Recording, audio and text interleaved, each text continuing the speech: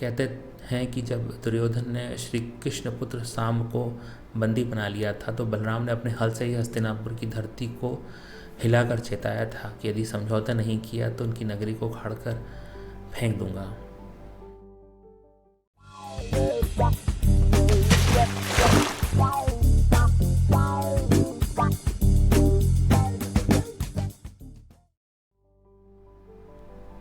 हम सभी ने तो महाभारत के बारे में काफ़ी कुछ सुना है। कृष्ण से लेकर पांडवों कौरवों के युद्ध, भीष्म पितामह, धृतराष्ट्र, राजा युधिष्ठिर, अन्य बहुत सारे उसमें व्यक्तित्व हैं, बहुत सारे उसमें कैरेक्टर्स हैं, बहुत सारे उसमें रोचक पात्र हैं, बहुत सारे लोगों की कहानियाँ बहुत तरीके से उसमें जुड़ी हुई हैं। ऐसे हम 15 मायावी योद्धाओं की आज बात करेंगे जिनकी शक्तियाँ अतुलनीय थीं और जिनको उन्होंने या तो तप सिद्धि के द्वारा प्राप्त किया था, और बहुत ही रोचक ऐसे ये योद्धा थे जिनको साधारण रूप से एक सेना या साधारण रथियों के माध्यम से नहीं हराया जा सकता था। या तो उन्हें मंत्र सिद्ध होकर या दूसरा एक उन्हीं के शक्ति समान लोगों के माध्यम से हराया जा सकता था। कौन थे वो लोग, कौन थे वो कैरेक्टर्स, कौन थे वो पात्र जो कि महाभारत में एक से एक बढ़कर योद्धा थे, बहुत शक्तिशाली थे, विचित्र किस्म की सिद्धियों और चमत्कारों से संपन्न भी थे। स्वयं श्री कृष्ण, स्वयं भगवान विष्णु के अवतार थे, तब भी उनके सामने जो लोग लड़ रहे थे वो भी उनसे चमत्कारों और सिद्धियों के मामले में कम नहीं थे। मैं गिरिराज सिंह सदस्या चैनल के माध्यम से इस एपिसोड में उन 15 महाभारत के रोचक पात्रों के बारे में बताना चाहूँगा जो कि एक तरीके से किसी भी युद्ध के निर्णय को बदलने की क्षमता रखते थे। या तो उनको किसी प्रकार की सिद्धि प्राप्त थी, या वो स्वयं मंत्र सिद्ध थे, या उन्होंने तप के माध्यम से इस प्रकार की सिद्धियों को प्राप्त किया था। तो देखते हैं आज का एपिसोड।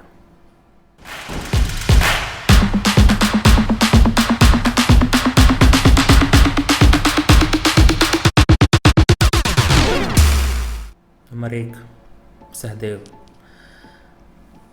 पांडवों में से 5वां पांडव सहदेव भविष्य में घटने वाली हर घटना को पहले से ही जान लेते थे। वो ये जानते थे कि महाभारत कब किस दिन होने वाली है, वो ये जानते थे कि उनके जीवन को कब किस प्रकार की हानि होने वाली है। वो ये भी जानते थे कि कौन किसको मारेगा, कौन विजयी होगा। लेकिन ऐसी सिद्धि होने के बावजूद भी वो किसी को बता नहीं सकते थे, क्योंकि उन्हें भगवान कृष्ण ने श्राप दिया था कि अगर वो लोगों को अपने किसी भी प्रकार से भविष्य के बारे में सचेत करेंगे या उनको पूरी तरीके से भविष्य के बारे में बताने की कोशिश करेंगे तो उनकी मृत्यु तुरंत हो जाएगी। दूसरे, बर्बरीक। बर्बरीक दुनिया के सर्वश्रेष्ठ धनुर्धर थे। बर्बरीक के लिए 3 ही बाण काफ़ी थे जो उन्हें माता आदिशक्ति के तपस्या के प्रभाव से मिले थे, जिसके बल से वो कौरवों और पांडवों की पूरी सेना को ही समाप्त कर सकते थे। युद्ध के मैदान में भीम के पौत्र बर्बरीक दोनों खेमों के मध्य बिंदु एक पीपल के वृक्ष के नीचे खड़े हो गए और उन्होंने यह घोषणा कर डाली थी कि मैं उस पक्ष की तरफ से लड़ूंगा जो दुर्बल होगा। लेकिन कृष्ण के हस्तक्षेप करने की वजह से उन्होंने कि इस प्रकार प्रश्न पूछने की, अगर एक पक्ष दुर्बल होगा तो दूसरा पक्ष सबल होगा, अगर आप पहले पक्ष को मारोगे तो दूसरा पक्ष दुर्बल हो जाएगा, फिर आप उस पक्ष को ही मार दोगे तो पहला पक्ष दुर्बल हो जाएगा। इस तरीके से करते हुए आप तो दोनों पक्षों का नाश कर दोगे तो ना धर्म की जय होगी ना धर्म की जय होगी, किसी की जय नहीं हो, किसी की पराजय नहीं, सभी नष्ट हो जाएगा। तो ऐसे विध्वंस से बचने के लिए उन्होंने ही उनके गर्दन को काट कर उन्हें एक ऊंची पहाड़ी पर स्थित कर दिया जहाँ से वो इस महाभारत के युद्ध का अवलोकन कर सकते थे। बाद में बर्बरीक महात्मा बर्बरीक के नाम से, खाटू श्याम महाराज के नाम से आज प्रचलित हैं। संजय। महाभारत युद्ध में संजय वेदादि विद्याओं का अध्ययन करके धृतराष्ट्र की राज्यसभा में सम्मानित मंत्री बन गए थे। आज की दृष्टिकोण से वे टेलीपैथिक विद्या में पारंगत थे। उन्हें महात्मा वेद व्यास ने दिव्य दृष्टि प्रदान करी थी, जिनके माध्यम से उन्होंने महाभारत की जितनी भी लड़ाई थी एवं गीता का उपदेश था सुना भी, देखा भी और उन्होंने उसका वर्णन भी किया है। चौथा, अश्वत्थामा। गुरु द्रोणाचार्य के पुत्र अश्वत्थामा हर प्रकार की युद्ध विद्या में लगभग पारंगत थे। वो चाहते तो पहले दिन ही युद्ध का अंत कर सकते थे, परंतु कृष्ण ने कभी ऐसा होने नहीं दिया।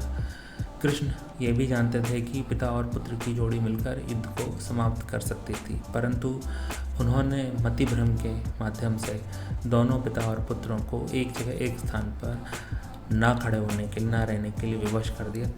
तत्पश्चात इसी वजह से द्रोण की भी मृत्यु हुई और इसी वजह से अश्वत्थामा भी अंत में पराजित होकर श्रापित हुए।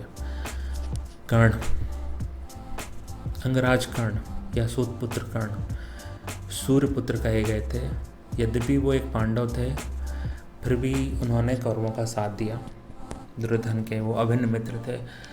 कर्ण के पास भगवान सूर्य से प्राप्त कवच और कुंडल थे, जो कि उन्हें किसी भी प्रकार के अस्त्र शस्त्र से बचाते थे। कर्ण के इन कवच और कुंडलों को श्री कृष्ण की प्रेरणा से भगवान इंद्र ने अमोघ अस्त्र के रूप में बदल लिया और उस अमोघ अस्त्र का प्रयोग भीमपुत्र घटोत्कच पर करवा दिया, जिसकी वजह से घटोत्कच की मृत्यु महाभारत के युद्ध के अंदर ही हो गई और कर्ण की मृत्यु तदुपरांत अर्जुन के हाथों और कृष्ण के सम्मुख उनके कहने पर की गई। भीम कुंती और वायु के मंत्र पुत्र थे। भीम पवन के पुत्र माने गए हैं। भीम में नागलोक द्वारा दिया गया एक अद्भुत वरदान था, उनमें 10,000 हाथियों का बल माना गया है। युद्ध में भीम से ज़्यादा शक्तिशाली पुत्र उनका पुत्र घटोत्कच ही था। घटोत्कच का पुत्र वरवृक था। भीम ने ही दुर्योधन के 99 भाइयों का अंत किया था और उन्होंने ही सबसे ज़्यादा खतरनाक योद्धा का रूप धारण किया था। घटोत्कच कदकाठी के हिसाब से भीम का पुत्र घटोत्कच इतना विशालकाय था कि वह लात मारकर ही रथ को कई फुट पीछे फेंक देता था और सैनिकों को तो पैरों तले कुचल देता था। भीम की असुर पत्नी हिडम्बा से घटोत्कच का जन्म हुआ था। घटोत्कच के बारे में ये कहा जाता है कि उसे आसुरी शक्ति और राक्षस शक्ति और दैत्य शक्ति तीनों का ज्ञान था। वो हर तरीके की माया विद्या में निपुण था, लेकिन वो समाज के कल्याण के लिए उतना ही प्रेरित था जितना श्री कृष्ण उन्हें करना चाहते थे। 7वां, पितामह भीष्म। शांतनु गंगा के पुत्र भीष्म का प्रारंभिक नाम देवव्रत था। उन्हें अपने पिता से प्रदत्त इच्छा मृत्यु का वरदान था। वे स्वर्ग के 8 वसुओं में से एक माने गए हैं, जिन्हें एक श्राप के चलते मनुष्य योनि में जन्म मिला था। वो कभी भी अपनी इच्छा के बिना मर नहीं सकते थे। उन्होंने आजीवन ब्रह्मचर्य का व्रत लिया हुआ था। वो चाहते तो महाभारत का युद्ध ज़्यादा समय नहीं चल सकता था, लेकिन कृष्ण के वजह से धर्म और अधर्म के इस युद्ध में उन्होंने अधर्म का साथ देने के बावजूद अपने जीवन का अंत स्वयं निश्चित किया और उनकी वजह से ही कृष्ण और पांडवों को महाभारत के युद्ध में विजय प्राप्त हो पाई। 9वां, लोग कहेंगे कि दुर्योधन क्या था। दुर्योधन का जो शरीर था वज्र के समान कठोर था। उसे अपनी माता का, जो कि परम शिव भक्त थी, गांधारी, उनका वरदान प्राप्त था, जिससे किसी धनुष अथवा किसी हथियार से वह छेदा नहीं जा सकता था। परंतु श्री कृष्ण के छल के कारण उनकी जो जांघ थी वो इस वरदान से वंचित रह गई और प्राकृतिक अवस्था में ही कमज़ोर बनी रह गई। इस कारण भीम ने जांग पर वार करके उसके शरीर के 2 हिस्से कर दिए थे। और उसी वजह से जब भीम ने दुर्योधन को अपने वचन की पूर्ति के लिए मारा, तो इसी जांग के टूटने की वजह से उसके प्राणों का अंत हो गया। 10वां जरासंध मगध का राजा माना गया था। जरासंध का शरीर 2 फाड़ होने के बाद पुनः जुड़ जाता था। उसे राक्षसी जरा द्वारा एक संधि में बनाया गया था जब वो बहुत ही बाल्यकाल में थे, जब वो उत्पन्न हुए थे। और इस प्रकार उसके शरीर को नष्ट करना किसी भी प्रकार से पॉसिबल नहीं था, किसी भी प्रकार से संभव नहीं था। फिर भी श्री कृष्ण ने भीम को इशारों में समझाया था कि जब आप उसके शरीर के 2 हिस्से कर दें लड़ाई के दौरान, तो दोनों हिस्सों को एक दूसरे की विपरीत दिशा में फेंक दिया जाए, जिससे कि वो दोबारा पुनः ना मिल पाए। इस प्रकार जरासंध का वध हुआ था।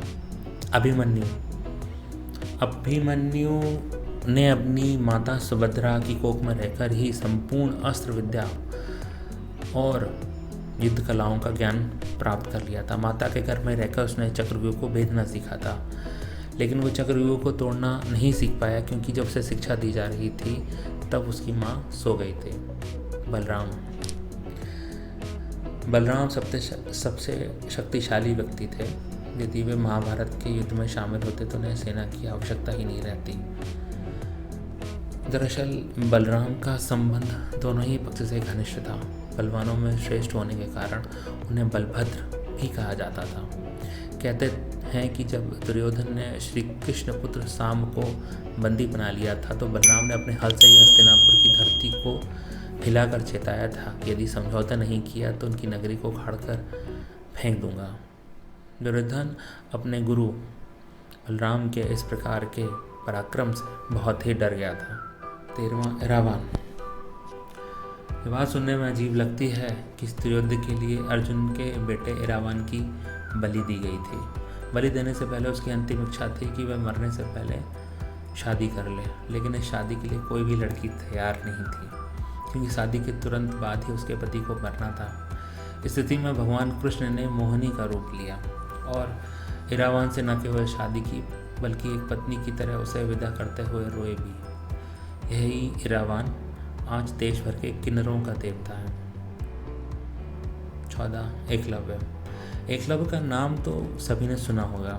एकलव्य अपनी विस्तारवादी सोच के चलते जरासंध से जाकर मिला। जरासंध की सेना की तरफ से उसने मथुरा पर आक्रमण करके यादव सेना का लगभग सफाया कर दिया। इसका उल्लेख आपको विष्णु पुराण और हरिवंश पुराण में मिलता है।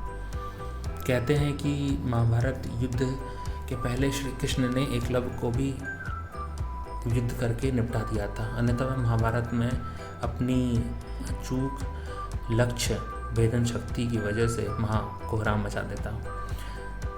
एकलव्य के वीरगति को प्राप्त होने के पश्चात उसका पुत्र केतुमान सिंहासन पर बैठा था और वह कौरवों की सेना की तरफ से पांडवों के खिलाफ लड़ता है। वह महाभारत में भीम के हाथों मारा जाता है। 15वां शकुनी। शकुनी महामायावी और महाकुटिल व्यक्ति था। उसके पांसे उसकी बात को मानते थे। माना जाता है कि यह पांसे उसके पिता की हड्डियों के चूरे से बनाए गए थे, जो कि केवल और केवल उसकी बातों को मानते थे। उसके हिसाब से उन अंकों को लेके आते थे, जिसके माध्यम से वो किसी भी प्रकार से जुए में जीत सकता था। युद्ध में शकुनी ने श्री कृष्ण अर्जुन को मोहित करते हुए उनके प्रति भयंकर तरीके से माया का प्रयोग किया था। शकुनी की माया से अर्जुन की ओर हजारों तरह के हिंसक पशु दौड़ने लगे थे। आसमान से दोनों गोले और पत्थर बरसने लगे थे। कई तरह के अस्त्र और शस्त्र सभी दिशाओं से आने लगे थे। अर्जुन इस माया जाल से कुछ समय के लिए तो घबरा गए, लेकिन उन्होंने दिव्यास्त्र का प्रयोग करके इन माया को काट गिराया था। इसके अतिरिक्त कुछ और भी योद्धा रहे हैं, जैसे कि भूरिश्रवा, सात्विकी, योत्सु, नरकासुर का पुत्र भगदत्त, जयदत्त और कई अन्य योद्धा भी। हमने देखा है कि महाभारत में इस तरह के कई विचित्र और मायावी योद्धा थे। आज के इस एपिसोड में यहाँ तक। नई कहानियों के साथ, नई शिक्षाओं के साथ, नए विचारों के साथ मैं किरिया सिंह 10 दिशा के अगले एपिसोड में आपसे फिर मिलता हूँ। तब तक के लिए स्वास्थ्य।